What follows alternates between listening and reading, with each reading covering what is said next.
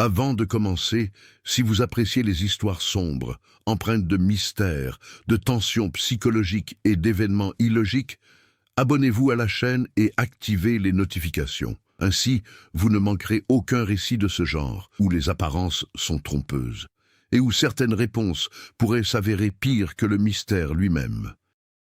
Dites-moi, d'où regardez-vous cette histoire? Indiquez votre pays ou votre ville dans les commentaires. J'aimerais savoir jusqu'où ces histoires se diffusent. Le manoir était resté fermé pendant des décennies, mais jamais abandonné. C'est l'impression qu'il inspirait à quiconque osait s'arrêter devant ces grilles rouillées, recouvertes d'une végétation luxuriante qui semblait pousser à une vitesse anormale. Située aux abords d'une petite commune de la campagne française, loin des sentiers battus et entourée d'une forêt dense, la propriété régnait un silence pesant. Non pas le silence naturel d'un lieu oublié, mais un silence délibéré, presque menaçant. Clara Duval n'a jamais cru aux histoires de famille. Pour elle, les secrets n'étaient que des mensonges mal racontés, accumulés au fil des générations. Elle a grandi en entendant des bribes décousues sur cet endroit, toujours interrompues avant d'avoir un sens. La seule constante était l'interdiction. Personne ne devait s'approcher de l'ancienne demeure familiale. La règle était simple, directe et n'a jamais été expliquée. À la mort de sa grand-mère, Clara était la seule parente mentionnée dans le testament. Il n'y avait ni grande fortune, ni biens épars, seulement une vieille clé lourde ornée des armoiries familiales et une enveloppe jaunie contenant de brèves instructions. N'ouvrez pas la porte, n'entrez pas, ne revenez pas. Clara a ignoré les 2 dernières instructions avant même d'avoir fini de les lire. Le trajet jusqu'à la propriété fut long et silencieux. À mesure qu'il s'éloignait des grands axes routiers, le paysage changeait. Les bâtiments se faisaient plus rares, les champs plus vastes, et l'air étrangement froid, même en plein automne. Arrivé sur place, il réalisa que le manoir était plus grand qu'il ne l'avait imaginé. Imposant, d'architecture classique, avec de hautes fenêtres closes de l'intérieur, tels des yeux aveugles qui continuaient de l'observer. Le portail grinça lorsqu'on le poussa. L'écho résonna étrangement, persistant plus longtemps qu'on ne l'aurait cru, comme si le sol lui-même réagissait à sa présence. Clara s'avança. Chaque pas semblait déplacé, comme si l'on traversait un espace désormais inaccessible. Le jardin, jadis si bien entretenu, était envahi par de hautes herbes et des racines apparentes. Certains arbres avaient des troncs anormalement tordus, penchés vers la maison, comme s'ils cherchaient à l'atteindre. Elle s'arrêta devant la porte principale. Le bois sombre était intact, sans aucun signe de détérioration, ce qui était surprenant vu son état d'abandon. En le touchant, il ressentit quelque chose d'inattendu. Sa surface était légèrement chaude. Ce n'était pas possible. Il recula instinctivement, regardant autour de lui, cherchant une explication logique. Rien. Aucun signe de présence humaine, aucun bruit autre que le bruissement du vent dans les branches sèches. Malgré tout, quelque chose était actif. Clara hésita pour la première fois. Elle se souvenait de sa grand-mère, non pas des moments de tendresse, mais du regard sévère qu'elle recevait toujours dès que le sujet était abordé. Ce n'était pas une peur ordinaire, c'était quelque chose de plus profond, presque une culpabilité silencieuse. Et puis, pour la première fois, Clara se demanda qu'est-ce qui avait été caché exactement. La clé lui paraissait lourde dans la main. En l'insérant dans la serrure, il remarqua que le mécanisme tournait beaucoup trop facilement, comme s'il était utilisé régulièrement. La porte s'ouvrit lentement, révélant un intérieur plongé dans une obscurité épaisse. L'odeur n'était pas celle de l'abandon. C'était quelque chose de vieux, conservé. Elle entra. Le plancher de bois ne grinçait pas. Les meubles étaient recouverts de draps, mais soigneusement disposés, parfaitement alignés. Il n'y avait pas de poussière accumulée, contrairement à ce qui aurait dû être le cas. Le temps semblait s'être arrêté à l'intérieur, ou contrôlé. Clara fit quelques pas en avant, sentant la température chuter brusquement. L'air lui paraissait plus lourd, difficile à respirer. Au loin, un couloir s'étendait dans l'obscurité, bordé de portes closes. Puis, Quelque chose attira son attention. Une des portes était entr'ouverte. Très peu de choses, juste assez pour suggérer que quelqu'un récemment l'avait laissé comme ça. Clara s'approcha lentement. Son cœur s'emballa, non pas sous l'effet d'une peur immédiate, mais sous le sentiment grandissant qu'il franchissait une limite bien réelle et non symbolique, quelque chose qu'il ne fallait pas faire, non par superstition, mais par conséquence. Lorsque j'ai poussé la porte, le grincement était faible, presque étouffé. La pièce était petite et simple. Au centre, une chaise, et dessus un objet qui n'avait rien à faire là, une photographie. Clara s'approcha. En le ramassant, il sentit un frisson lui parcourir les doigts. C'était une vieille photographie, usée sur les bords, montrant le manoir, mais différent. Les fenêtres étaient ouvertes, les lumières allumées, et il y avait des gens dans le jardin. Et au centre de l'image, une femme. Clara se figea. La femme était son portrait craché, pas similaire, identique, le même visage, la même expression, mais vêtue de vêtements d'une autre époque, regardant droit dans l'objectif avec un léger sourire, un sourire qui ne traduisait pas la joie. Il a transmis le savoir. Derrière elle, presque imperceptible, une ombre se projetait depuis la porte du manoir. Ce n'était pas une ombre ordinaire. Elle ne correspondait à aucun corps visible. Il était plus long, plus dense, et il semblait penché du côté de la femme. Clara a laissé tomber la photo. Le son résonna dans le couloir, et puis, pour la première fois depuis son entrée dans la maison, elle entendit quelque chose qui ne venait pas d'elle. Une étape, voilà, traînée, venant du bout du couloir. Le bruit dans le couloir ne s'est pas répété. Clara resta immobile quelques secondes, cherchant à distinguer si ce qu'elle avait vécu était réel ou simplement le reflet de sa propre tension. Le silence revint dans la pièce, mais ce n'était plus le même silence. Il y avait quelque chose de différent, une anticipation presque palpable, comme si la maison avait pris conscience de sa présence. Elle se baissa lentement, ramassa la photographie au sol et l'examina une fois de plus. Il n'y avait aucun doute, c'était bien son visage, chaque trait, chaque détail, mais les vêtements, le décor, tout évoquait une autre époque, des décennies plus tôt. Il retourna la photo. Au verso, une inscription manuscrite, à l'encre délavée, était visible. Elle est revenue plus tôt que prévu. L'écriture était irrégulière, appuyée avec force, comme si elle avait été écrite dans un moment d'urgence ou de désespoir. Clara glissa la photo dans la poche de son manteau. L'envie de partir se faisait plus forte, mais elle était constamment réprimée par quelque chose de plus intense. Le besoin de comprendre. Elle quitta la pièce et retourna dans le couloir principal. À présent, il prêtait attention à des détails qu'il avait auparavant ignorés.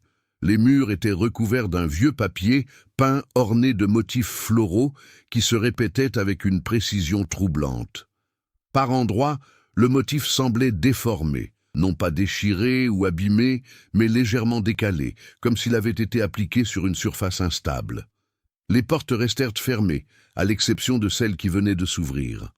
Au bout du couloir, un escalier menait à l'étage supérieur. Clara a décidé de ne pas monter. Quelque chose dans cet espace lui indiquait que ce qu'elle cherchait était plus proche du sol, plus enraciné. Elle partit dans la direction opposée et découvrit une pièce plus grande, peut-être l'ancien hall principal. Les meubles étaient découverts. Une longue table occupait le centre de la pièce, entourée de chaises parfaitement alignées. À la surface, les objets étaient disposés avec précision. Assiettes anciennes, couverts en argent, verres en cristal, tous impeccables, comme en attente d'un dîner qui n'eut jamais lieu, ou ce qui pourrait encore arriver. Au mur, des portraits. Clara s'approcha, et puis il a remarqué le schéma. Les tableaux représentaient des membres d'une même famille sur plusieurs générations. Les vêtements changeaient, les styles aussi, mais il y avait une constante dans tous ces portraits, le regard. Aucun des personnages représentés ne semblait à l'aise, aucun sourire sincère, aucune posture naturelle. Tous fixaient le tableau comme s'ils étaient observés par une présence invisible, cachée derrière l'artiste, quelque chose qui n'apparaissait pas à l'écran.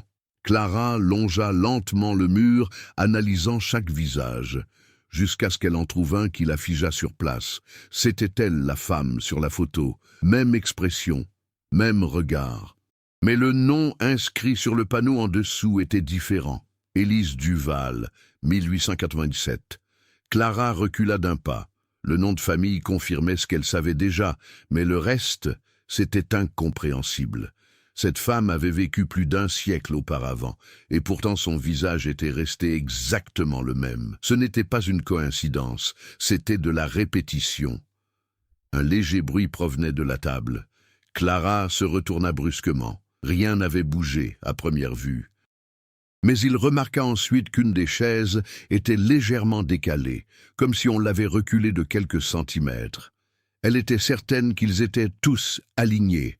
Le sentiment d'être observé s'intensifia, non pas d'un point précis, mais de tous les côtés à la fois. Clara s'approcha prudemment de la table.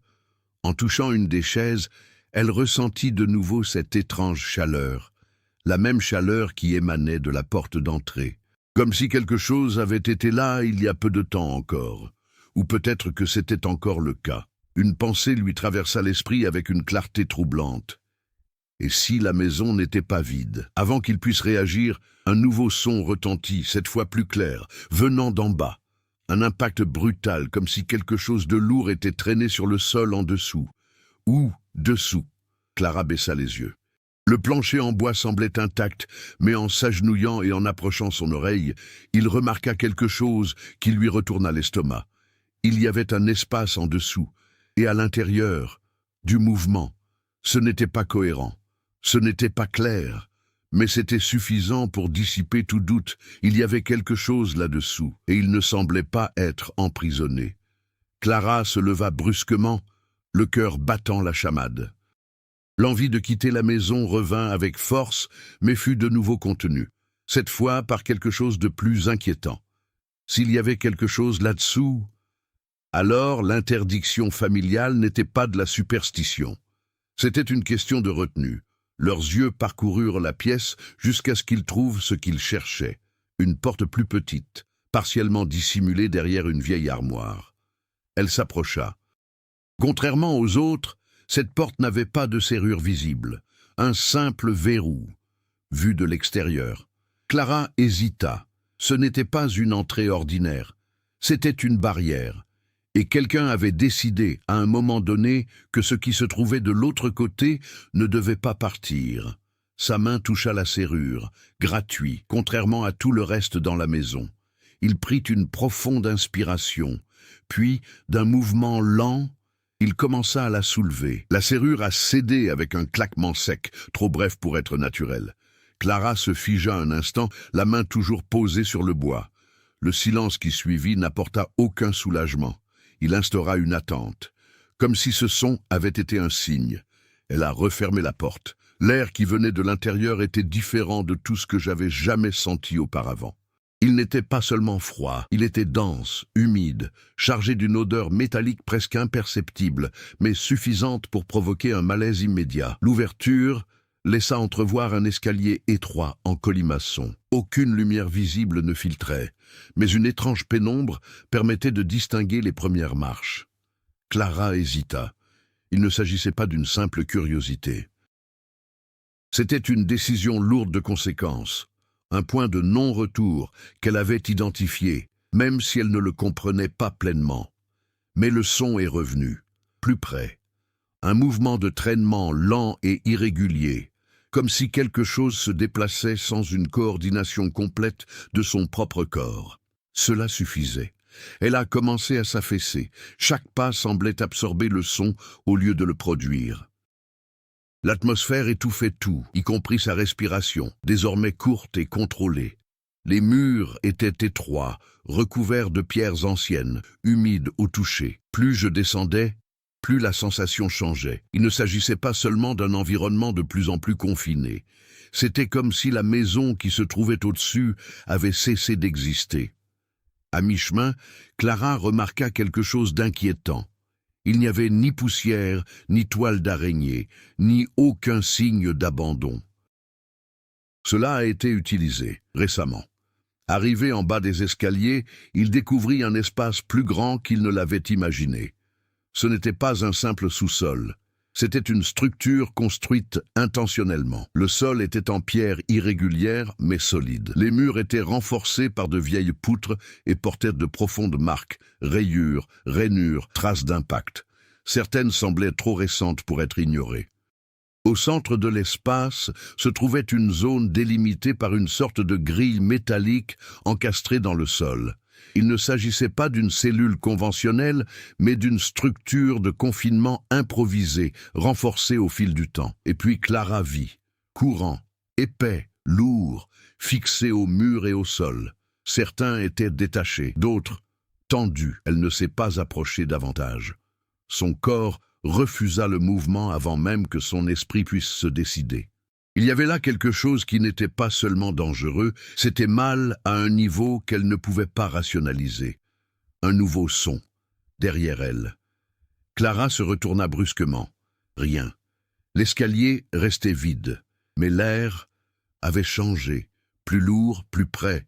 Elle n'était plus seule. L'instinct a pris le dessus. Clara recula de quelques pas, essayant de tout embrasser du regard.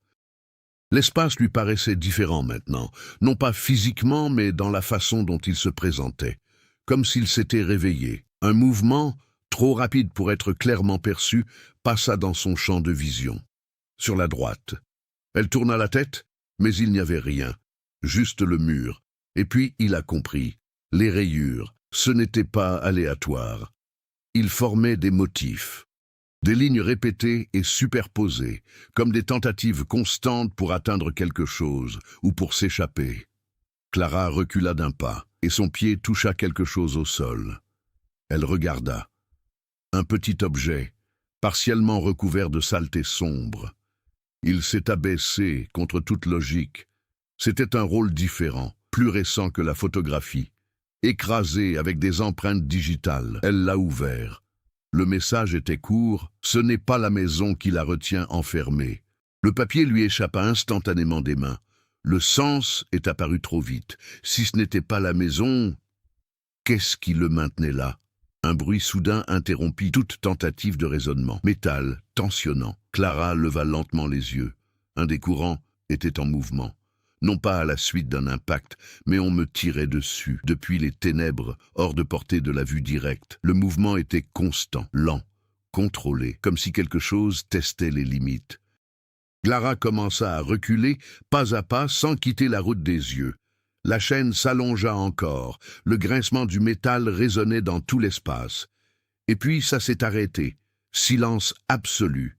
Pendant une seconde, 2, 3, l'air devint immobile. Et puis, un impact violent. La chaîne fut tirée de toutes ses forces, s'écrasant contre la structure dans un fracas qui résonna dans les murs. Ce bruit n'était pas celui d'une tentative. C'était une force de retenue. Quelque chose là-bas ne cherchait pas à s'échapper. J'attendais le bon moment. Clara se retourna et courut vers l'escalier. Les pas résonnaient désormais, trop forts, incontrôlables. L'écho se propagea dans l'espace, se mêlant à un autre son qui commençait à émerger derrière elle. Il ne s'agissait plus de traîner des pieds, c'était plus rapide, irrégulier, en montée. Clara ne se retourna pas. Elle gravit les marches en trébuchant presque, sentant la présence approcher sans avoir besoin de la voir. L'air semblait la repousser, la plaquer contre la sortie. Arrivé en haut, il ouvrit la porte d'un coup sec et la claqua. La serrure s'est mise en place, immédiatement, sans qu'elle y touche. Clara recula, essoufflée, fixant le bois. Le silence revint. Mais maintenant, il y avait une certitude. Ce n'était pas seulement un lieu interdit, c'était un système. Quelque chose y était conservé depuis des générations, et pour une raison inconnue, c'était toujours le cas. Et pire encore, je savais qu'elle était là. Clara resta immobile quelques secondes devant la porte verrouillée, tentant de reprendre son souffle. Le silence qui régnait au rez-de-chaussée semblait désormais plus fragile que jamais, comme si le moindre bruit pouvait le rompre à nouveau. Mais quelque chose clochait. La serrure s'était refermée toute seule. Ce n'était pas le mouvement naturel de la gravité. Ce n'était pas une impulsion. C'était nécessaire, intentionnel. Cela ne signifiait qu'une chose. Plus d'une force était à l'œuvre dans cette maison. Et ils n'étaient pas tous piégés sous terre. Clara recula lentement, fixant la porte plus longtemps qu'elle ne l'aurait voulu. Lorsqu'elle se retourna enfin, elle remarqua quelque chose qui n'était pas là auparavant. Une marque au sol, petit, sombre, comme un sentier. Elle s'approcha. Ce n'était pas de la saleté ordinaire. Cela ressemblait à une sorte de résidu, dense, presque visqueux, formant une ligne irrégulière qui traversait le hall et disparaissait dans le couloir principal.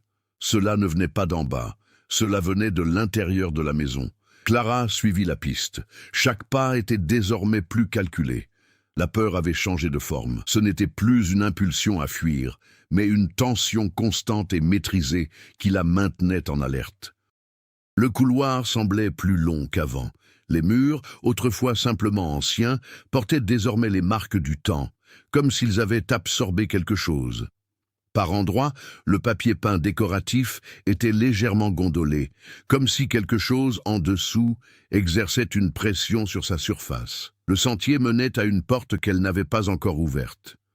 Contrairement aux autres, celui-ci était totalement dépourvu d'ornementation.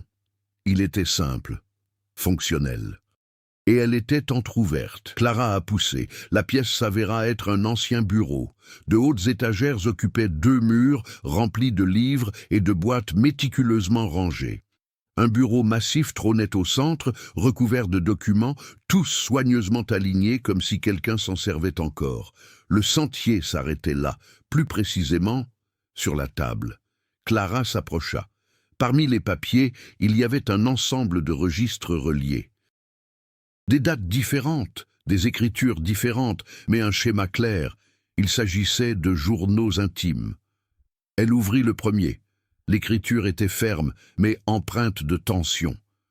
Première apparition, après un isolement complet. Les symptômes persistent. La similitude n'est pas une coïncidence. Ce n'est pas héréditaire, c'est une récidive. Clara tourna la page. Les tentatives de confinement ont échoué. La structure est insuffisante. Le problème ne réside pas dans l'espace physique. Autre extrait, elle a commencé à reconnaître les schémas plutôt que prévu. Cela accélère le processus. Clara claqua le journal intime. Le mot « elle » ne nécessitait aucune explication. Les pièces du puzzle commençaient à s'assembler, mais elles formaient quelque chose de pire que l'absence de réponse. Ce n'était pas un accident isolé. C'était un cycle. Et la famille n'essayait pas de le cacher par honte. J'essayais d'empêcher que cela continue. Un faible bruit interrompit ses pensées, venant du mur. Clara se retourna lentement. Le papier peint décoratif, qui était positionné exactement à hauteur des yeux, a bougé. Pas comme un morceau de tissu qui flotte au vent, mais comme si quelque chose était pressé de l'intérieur. Une forme commença à se dessiner, subtile au premier abord. Par la suite, elle s'est précisée. Le contour d'une main. Ses doigts s'étirèrent contre la surface, déformant le motif floral. La pression augmenta progressivement, comme si quelque chose cherchait à percer le mur, non pas à le briser, mais à s'y fondre. Clara recula, incapable de détourner le regard. La main a disparu. Le journal a repris son aspect normal, mais les dégâts persistaient, une légère déformation permanente.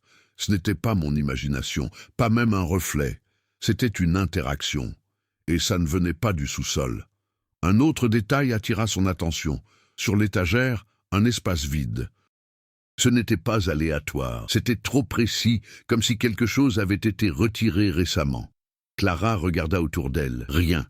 Mais il réalisa alors quelque chose d'encore plus troublant. Les journaux intimes n'étaient pas couverts de poussière.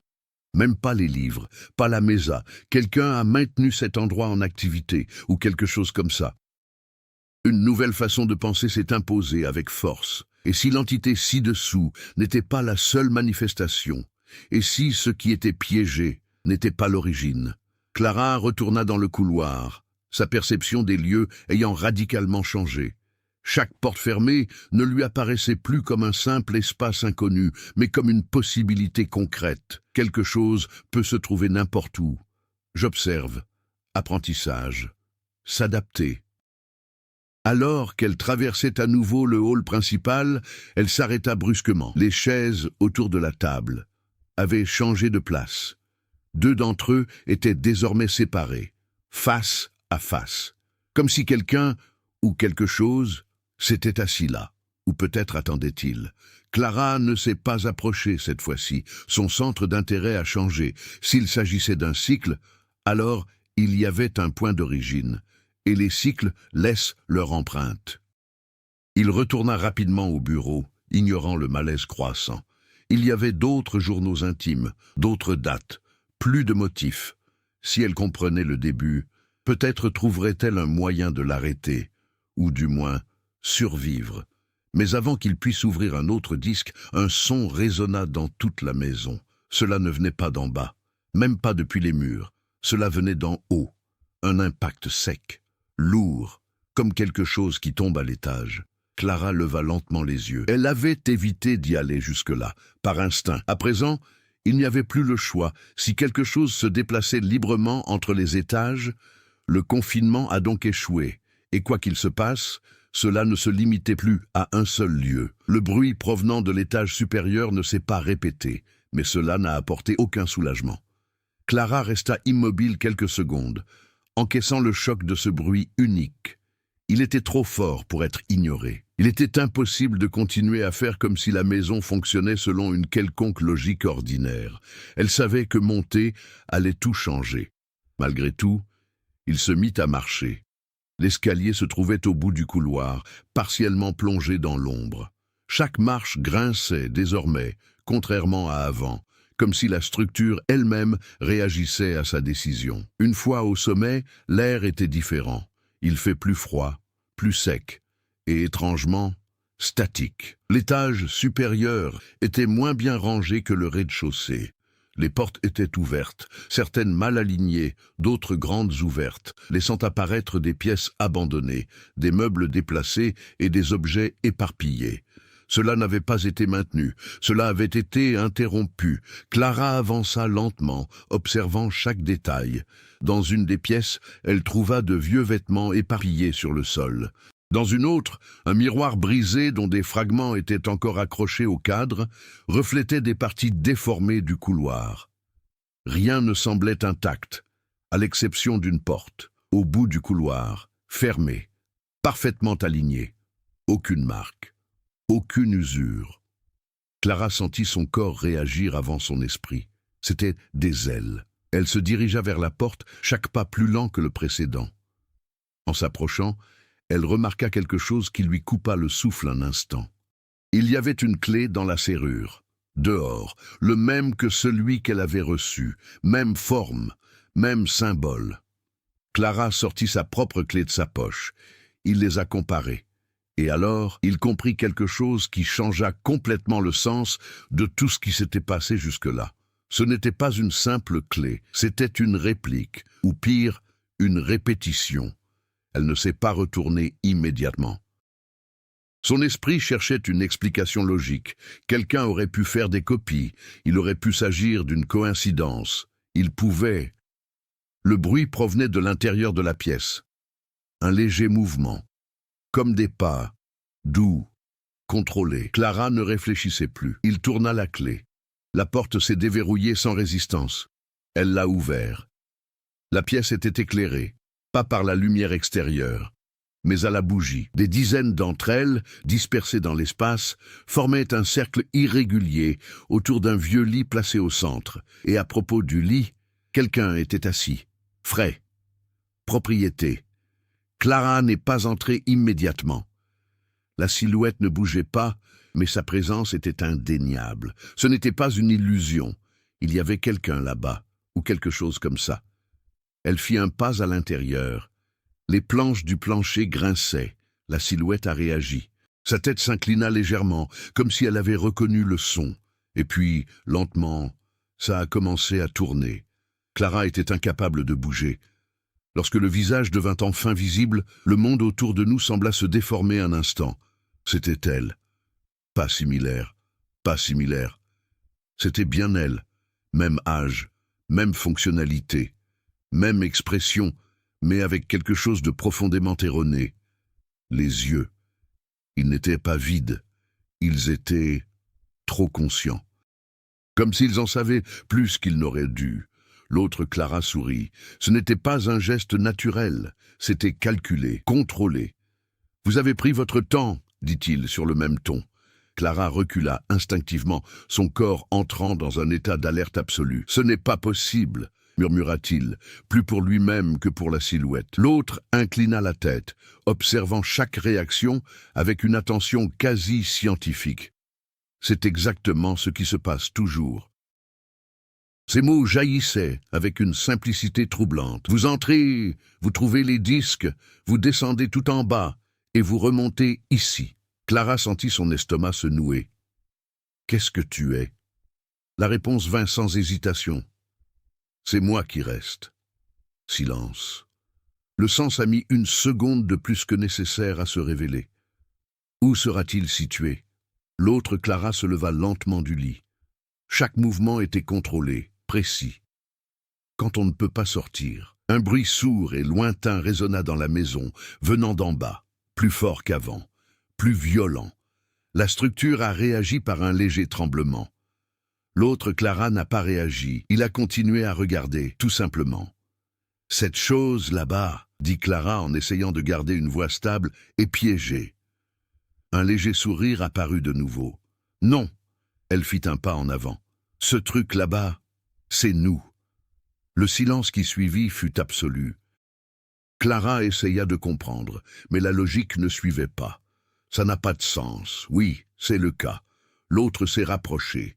Il n'était plus qu'à quelques pas. Cette maison ne contient rien. Elle n'a jamais rien contenu. Un autre impact venant d'en bas, plus près de chez nous, plus agressif. Elle perpétue le cycle. Clara secoua la tête, refusant. Quel cycle? La réponse fut faible. Il en a besoin. Celle qui parle de remplacement. L'air semblait avoir disparu de la pièce. Clara recula d'un pas. Non, vous avez vu les visages, poursuivit l'autre. Vous avez vu les archives. Vous comprenez que cela dure depuis des générations. Encore une étape. Toujours pareil. Clara sentit son corps se figer. Il y en a toujours un qui arrive, une autre étape, et il en reste un autre. Le son provenant du sous-sol a changé. Cela n'avait plus d'impact. C'était une ascension, rapide, irrégulier, en montée. Clara regarda la porte de la chambre. Puis passez à la figure qui se trouve devant vous. Et toi? L'autre femme sourit une dernière fois. J'attends votre décision. Le couloir extérieur émettait un son clair. Mesure. Montez les escaliers. Rapide. Incontrôlable. Arrivez. Clara tourna lentement la tête, et à ce moment-là, il a compris. Elle n'avait pas trouvé le cœur du problème. Elle était arrivée au point d'échange. Les pas dans le couloir n'étaient plus discrets. Ils étaient rapides, irréguliers, trop importants pour être ignorés. Clara n'avait pas besoin de regarder à nouveau la porte pour savoir qu'elle se rapprochait, trop vite.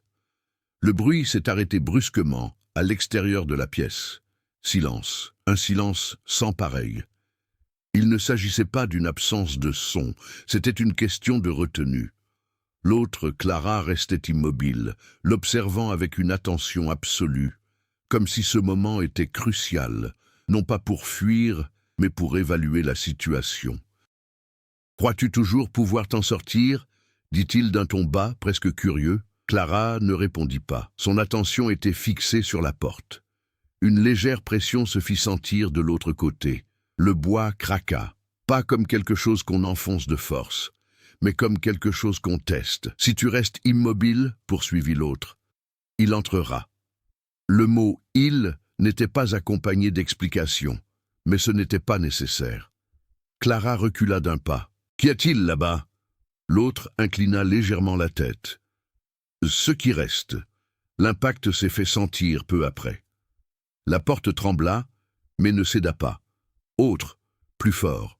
L'ensemble de la structure a répondu par un son sec et profond. Clara sentit son corps réagir, une pure montée d'adrénaline, ne laissant aucune place à l'analyse. « Cela ne durera pas longtemps, » dit-il, avec une urgence désormais palpable. L'autre Clara, pour la première fois, fit preuve de quelque chose de différent d'un calme contrôlé. Pas la peur, mais la reconnaissance. Il n'a pas été conçu pour contenir des objets. Un autre impact. La serrure se referma d'un clic. Une fine fissure est apparue dans le bois, près de la poignée de porte. Quelque chose respirait de l'autre côté, lourd, irrégulier, trop près. Clara jeta un rapide coup d'œil autour de la pièce. Il n'y avait aucune sortie visible, seulement de vieilles fenêtres condamnées, renforcées de l'intérieur. « Comment cela va-t-il finir ?» demanda-t-il, essayant de garder le contrôle. L'autre a répondu sans hésiter. Et ce n'est pas tout. Un autre impact. La porte s'est affaissée de quelques centimètres. Une ombre passa par l'ouverture. Ce n'était pas défini. Elle n'avait pas de forme stable. Mais cela prenait de la place. Et il bougeait intentionnellement. Clara recula jusqu'à toucher le bord du lit. « Alors pourquoi êtes-vous encore là ?» L'autre Clara s'avança. Désormais, la distance entre eux était minimale, parce que je n'ai pas encore été remplacé. Les mots étaient directs, sans émotion, pas de dramatisation. Un autre impact. La porte commença à s'ouvrir lentement, forcée de l'extérieur vers l'intérieur. Le bruit du bois qui craquait était désormais continu. L'autre Clara poursuivit. « Tu crois être arrivé ici de ton plein gré. » Encore une étape. Mais personne ne se retrouve dans cette pièce par hasard. La porte s'ouvrit davantage. L'ombre s'étendait sur le sol, envahissant l'espace comme un liquide sombre et informe. Clara détourna le regard une seconde, et ce fut son erreur. Quand il se retourna, l'autre était déjà plus proche qu'il n'aurait dû l'être, bien plus encore. « La maison qui nous guide, dit-il presque en chuchotant, nous pousse, nous dirige, jusqu'ici. » L'air s'alourdit, plus dense. Et puis, la porte s'ouvrit avec un grand fracas. La structure a finalement cédé. On a franchi la limite. Pas entièrement, mais ça suffit. Une forme difforme commença à se projeter dans la pièce. Des bras trop longs, des mouvements saccadés, un bruit constant comme des articulations poussées à l'extrême. Clara ne pouvait pas le regarder directement. Le corps a refusé. Pur instinct. L'autre Clara ne détourna pas le regard. Elle doit choisir. Clara ressentit l'impact de cette phrase avant même de la comprendre. Que choisir? La réponse ne tarda pas. Qui reste?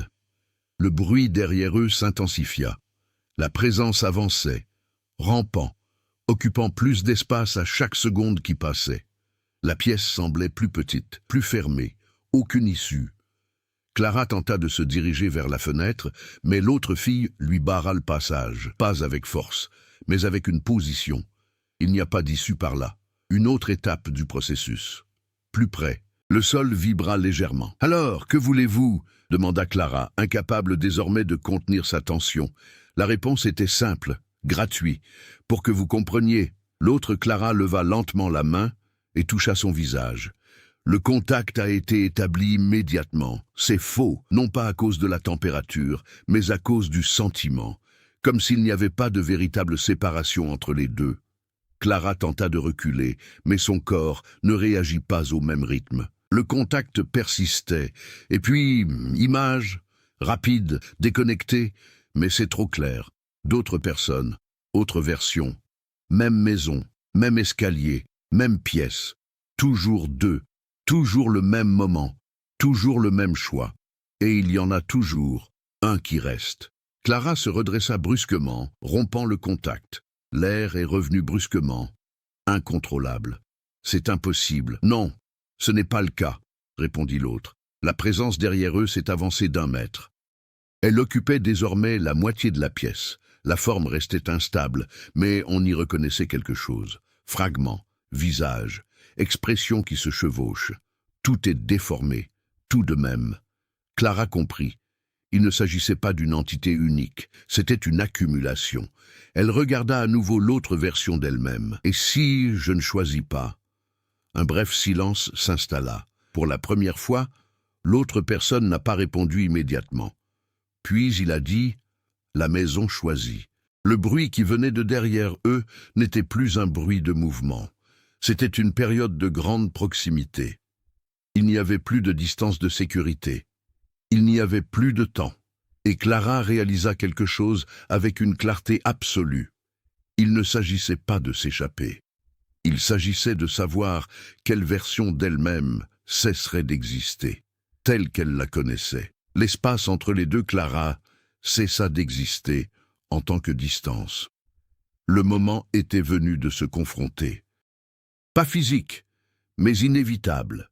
La présence derrière eux n'était plus seulement une menace, mais une frontière, un point final qui s'approchait sans relâche, occupant l'espace avec une lenteur calculée, comme s'il savait qu'il n'était pas nécessaire de fuir. Clara sentit la peur se transformer à nouveau.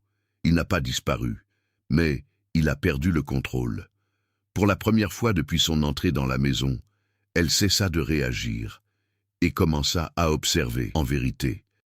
S'il s'agissait d'un cycle, alors ce n'était pas aléatoire. S'il y avait répétition, il y avait un schéma, et les schémas peuvent être brisés. Elle prit une profonde inspiration, ignorant le bruit derrière elle, ignorant la pression croissante de son environnement. Il regarda directement l'autre version. Maintenant, il n'y a plus de retour en arrière. Vous avez dit que cela se passe toujours de la même manière. L'autre, Clara, n'a pas répondu immédiatement. Mais il ne détourna pas le regard. Il y a toujours un choix. Il y a toujours quelqu'un qui reste, poursuivit Clara d'une voix plus ferme. Donc ce n'est pas inévitable. Un léger silence. La présence derrière eux avança de quelques centimètres supplémentaires, plus près, plus précis. Clara resta concentrée. Ça continue comme ça, parce que personne ne change sa façon de réagir. L'autre inclina légèrement la tête, analysant la situation. Pensez-vous être le premier à vous en rendre compte? Non, répondit Clara sans hésiter, mais peut-être serais-je la première à faire quelque chose de différent. L'air sembla se contracter. Non, pas par l'entité, mais en raison du changement de dynamique. L'autre Clara fit un pas de côté, comme pour recalculer sa position. « Ils pensent tous pouvoir changer », dit-elle d'un ton plus fragile qu'auparavant, jusqu'à ce qu'ils comprennent qu'il n'y a pas d'alternative. Clara l'a ignoré. Son regard parcourut rapidement la pièce, les bougies, l'arrangement, le cercle. Ce n'était pas là pour des raisons esthétiques. Il était fonctionnel. Ce n'est pas un point d'échange, dit Clara, plus pour elle-même que pour l'autre femme, c'est un point de fixation. L'autre a réagi cette fois, un léger mouvement des yeux, quasiment imperceptible. Mais ça suffit. Vous n'êtes pas emprisonné ici parce que vous devez l'être, poursuivit Clara. Vous êtes emprisonné parce que vous croyez que vous devez l'être. La présence derrière eux émettait un son différent. Plus seulement un mouvement.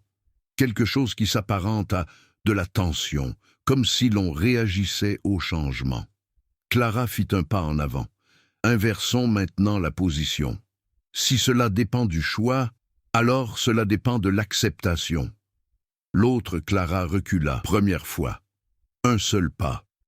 Mais c'est réel. Et si personne n'accepte? Silence. La question planait dans l'air avec un poids plus lourd que tout ce qui avait été dit auparavant. L'autre n'a pas répondu. Et voilà la réponse. Clara sentit que le raisonnement prenait tout son sens. Rapide. Bien sûr. Ce cycle ne consiste pas à arrêter quelqu'un, a-t-il déclaré, désormais avec certitude. Il s'agit de faire en sorte que quelqu'un prenne sa place. Un pas de plus en avant. Mais cela ne fonctionne que si quelqu'un accepte cette position. La présence derrière eux a réagi avec une plus grande intensité. L'espace autour d'eux semblait se rétrécir. Les voiles oscillaient. « Vous avez accepté ?» dit Clara en regardant l'autre femme droit dans les yeux, à un moment donné. L'expression de l'autre femme changea, subtile mais indéniable. « Ce n'était pas un choix », répondit-il, d'une voix plus calme. Clara garda le regard fixe. Il l'était. Silence. Le bruit derrière eux s'intensifia. L'entité progressait, à quelques pas seulement. Vous pensiez qu'il n'y avait pas d'issue, poursuivit Clara, et c'est ce qui vous a piégé ici. L'autre secoua la tête, pour la première fois avec une tension visible. Ça ne marche pas comme ça marche. Clara fit un autre pas. Il se trouvait désormais presque au même point que l'autre auparavant. Vous avez dit que c'était nous, là-bas. L'autre n'a pas répondu. Ce n'est donc pas quelque chose d'extérieur. Encore une étape. C'est une accumulation. Le son derrière eux changea à nouveau. plus de progrès continu, mais l'instabilité. Et s'il s'agit d'accumulation, poursuivit Clara d'une voix ferme et maîtrisée, alors cela dépend de la continuité. Elle tourna partiellement son corps. Pour la première fois, faire face à une présence directe, pas entièrement. Mais ça suffit, suffisant pour voir.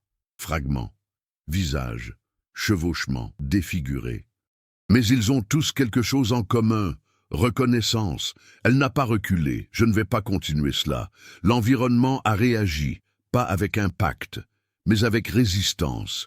Comme si cette affirmation n'était pas tout simplement sensée, mais l'interférence.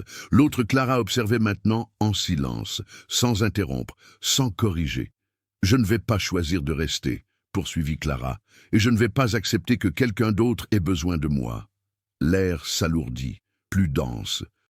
La présence derrière eux s'est contractée, comme si on la tirait, ou affaiblie. Clara tourna son regard vers l'autre femme. « Vous pouvez encore partir. » Ces mots n'étaient pas prononcés avec espoir, mais en tant que constat de fait. L'autre n'a pas répondu, mais le projet n'a pas progressé. Il ne l'a pas corrigé, il ne l'a pas nié, et cela suffisait. Clara prit une profonde inspiration. Encore une fois, maîtriser son propre corps, maîtriser ses propres décisions. Ce cycle n'existe que parce que quelqu'un continue d'accepter ce rôle, a-t-il finalement déclaré. Elle franchit le dernier pas, occupant maintenant le centre du cercle, au même endroit où tous les autres avant elle s'étaient arrêtés, mais sans répéter, sans accepter. Et je n'accepte pas cela. Le silence qui suivit n'était pas vide, c'était une rupture. Le silence qui suivit la déclaration de Clara ne dura pas aussi longtemps que les précédents. Il était instable, comme si l'environnement ne savait pas comment réagir face à cela. Les voiles claquaient de façon irrégulière, sans vent, sans raison apparente.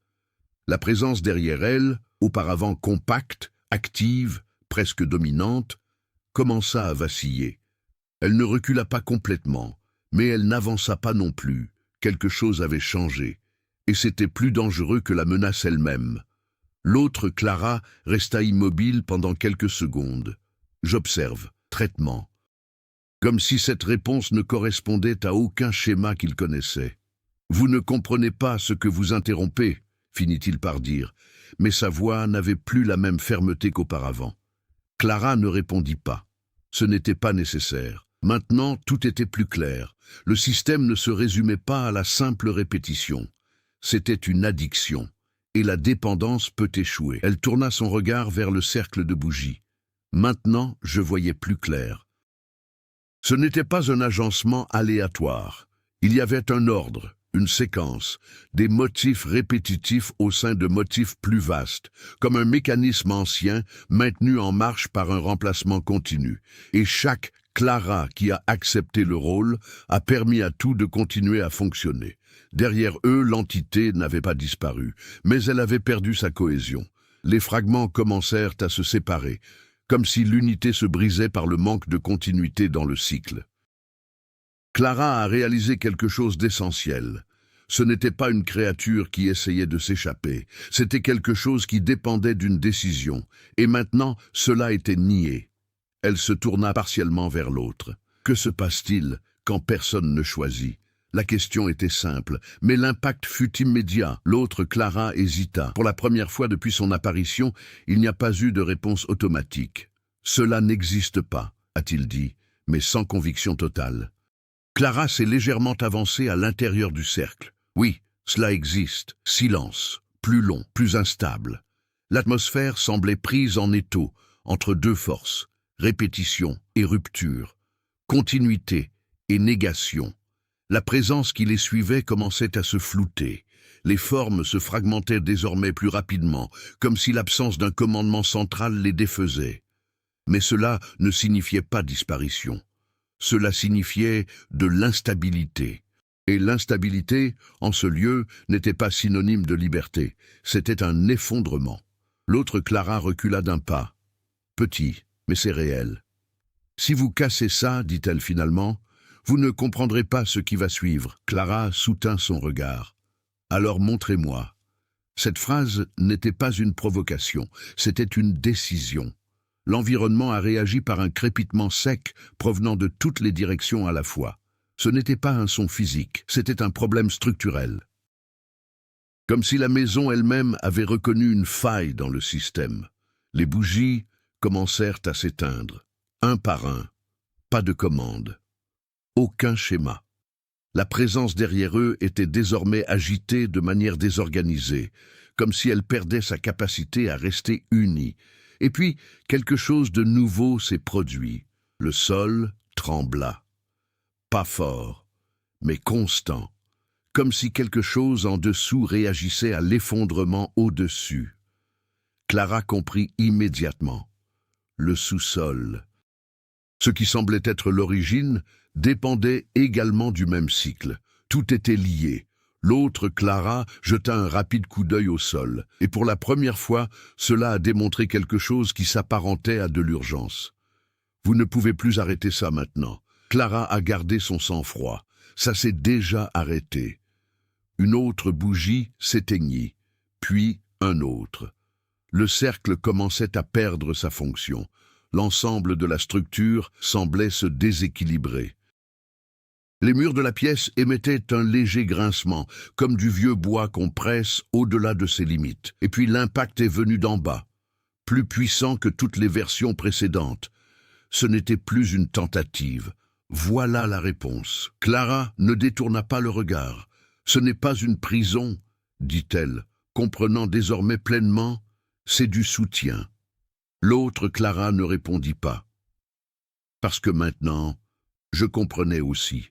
Si le cycle n'était pas maintenu, rien ne pouvait retenir ce qui se cachait en dessous. D'autres bougies s'éteignirent. La présence commença à s'effondrer sur elle-même, à perdre sa forme, à se fragmenter en de multiples versions déconnectées. Et puis le son a changé. Plus de mouvements uniques, mais plusieurs, différents, simultanés. C'était comme si plusieurs tentatives se déroulaient simultanément, sans coordination. Clara sortit du cercle. Il n'y avait plus de centre stable. « Tu viens de retirer le mécanisme, » dit l'autre, sa voix désormais plus basse. Clara répondit sans hésiter. « J'ai supprimé le choix forcé. » Un silence pesant s'installa. Il ne s'agit pas de stabilité, mais avant l'effondrement. Et puis le sol sous leurs pieds craqua de nouveau, plus près, plus violent. Toute la maison sembla réagir, pas en tant que structure, mais en tant qu'organisme. L'autre, Clara, la regarda une dernière fois, et quelque chose avait changé. Pas de colère, même pas le déni, mais une compréhension tardive. « Alors maintenant, » dit-elle lentement, « il n'y a plus de contrôle. » Clara ne répondit pas, parce que je le savais déjà. Le cycle était brisé, mais ce que le cycle a maintenu, il était déjà en mouvement. Le craquement provenant du sous-sol n'était plus un bruit isolé, c'était une séquence, rapide, désorganisée, comme si quelque chose sous la maison était enfin libre de réagir sans restriction. Toute la structure a réagi. Les murs de la pièce se mirent à vibrer légèrement, d'abord comme un avertissement, puis comme un lent effondrement. Le sol perdit de sa stabilité par endroits, comme si ce qui le soutenait se détachait, couche après couche. Clara n'a pas reculé. Il n'y avait plus aucun autre endroit où aller qui puisse changer les choses. L'autre version d'elle-même restait immobile, observant le chaos grandissant avec une expression qui n'était ni de résistance ni d'acceptation. C'était simplement une observation. « Vous n'avez pas compris ce que vous avez dit », dit l'autre femme, d'une voix plus basse qu'auparavant. Clara répondit sans quitter des yeux l'espace qui l'entourait. « J'ai compris ce que je n'ai pas su soutenir. L'impact est survenu ensuite, plus fort. Maintenant, directement en dessous de la pièce, le sol s'est fissuré. Pas en petits caractères, mais dans des fissures profondes qui s'étendent comme des racines inversées. Les bougies restantes s'éteignirent toutes en même temps. La pièce sombra dans un crépuscule instable, seulement interrompu par des éclairs de distorsion, comme si la réalité peinait à maintenir sa cohérence. Puis, la présence réapparut, mais pas comme avant, non unifiée, fragmentée. On pouvait désormais distinguer plusieurs versions simultanées d'une même forme, toutes tentant en vain de se réorganiser. Des visages se superposaient et disparaissaient en couches rapides, comme des souvenirs qui s'effaçaient. Le système ne fonctionnait plus.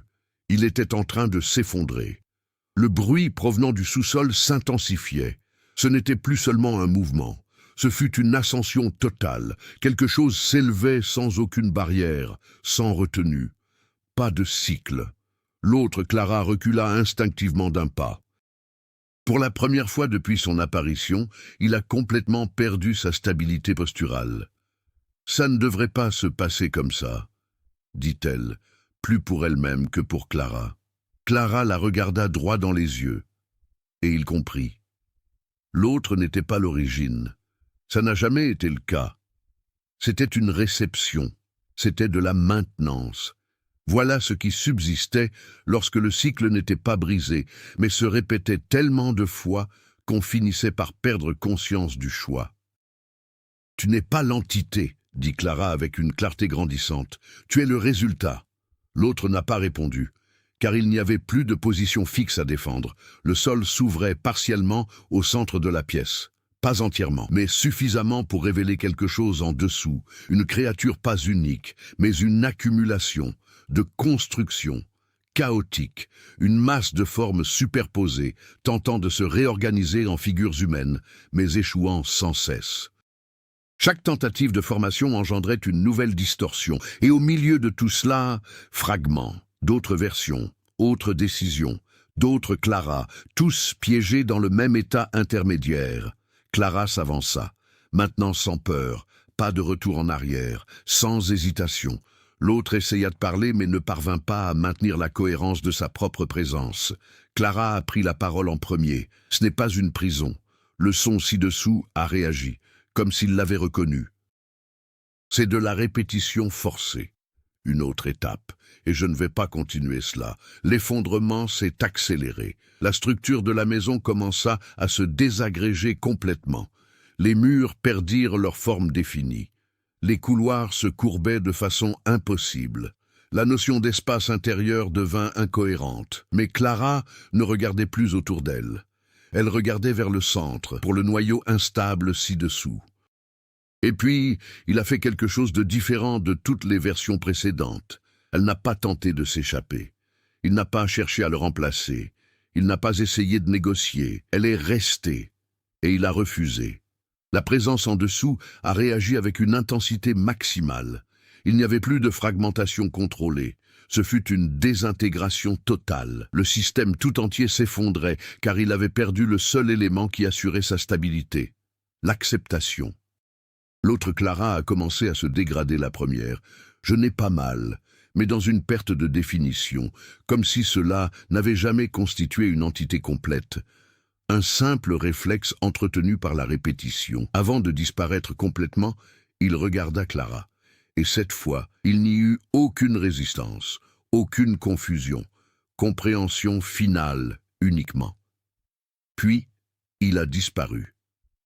La pièce commença à s'effondrer conceptuellement autour d'elle. Mais Clara était toujours debout. Le noyau en dessous se tordait, perdant sa forme, essayant de réorganiser quelque chose qui n'avait plus de fondation. Et puis, silence. Silence absolu. Non pas l'absence, mais c'est une interruption. Tout s'est arrêté un instant. Clara prit une profonde inspiration. Et à ce moment-là, il a compris. Il n'avait pas gagné à domicile. Elle avait désactivé le mécanisme qui la maintenait en vie. Le sol s'est complètement effondré. Mais il n'y avait plus aucune structure en dessous pour amortir la chute. La réalité se dissolvait en fragments de lumière et d'absence, et Clara ne tomba pas. Elle a disparu avec lui. Le silence qui suivit n'était pas vide. C'était différent. La maison n'avait plus aucune importance, car elle n'existait plus comme avant. Il ne restait qu'une structure inachevée. Des fragments d'une architecture ancienne et désorganisée, comme si le concept de manoir avait perdu toute cohérence en se déconnectant de ce qui le soutenait. La forêt environnante était toujours là, le vent aussi, mais l'emplacement où se dressait le manoir semblait incongru, comme un souvenir mal ancré dans la réalité. Il n'y avait aucun signe de destruction matérielle, même pas le feu, aucun effondrement visible. Un simple manque de continuité. Les habitants de cette petite ville n'ont jamais su pourquoi, ce matin-là, le terrain avait tout simplement cessé d'exister comme avant. Certains disaient que cette histoire n'avait jamais été qu'une vieille légende.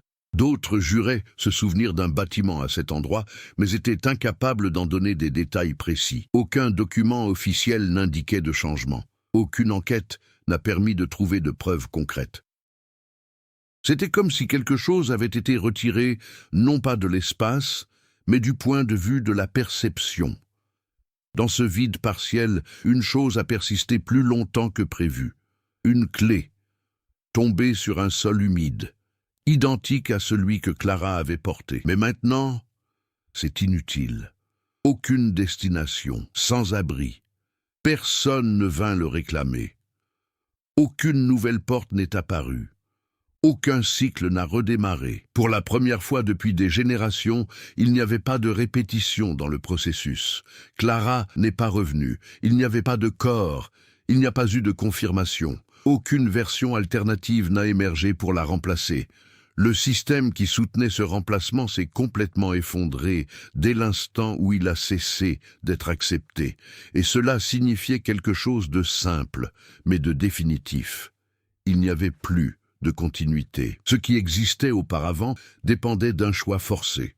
Et sans cela, il n'y avait aucun mécanisme de remplacement. Son histoire, comme toutes les précédentes, aurait dû se terminer par la répétition. Mais ce n'est pas fini. Des mois plus tard, l'un des anciens documents retrouvés par les chercheurs a été jugé incomplet. Des fragments des journaux intimes de la famille Duval ont révélé un schéma que personne n'avait pleinement compris auparavant. Tant qu'il y aura acceptation, il y aura continuité. Quand le choix fait défaut, le système fait défaut avec lui. Ces expressions ont été interprétées comme relevant de la superstition ou de la folie. Mais il ne restait plus personne pour le réfuter, même pas pour confirmer. Le terrain où se dressait autrefois le manoir fut par la suite clôturé par les autorités locales, non pas par crainte d'un danger, mais en raison d'incohérences. Les cartes commencèrent à diverger.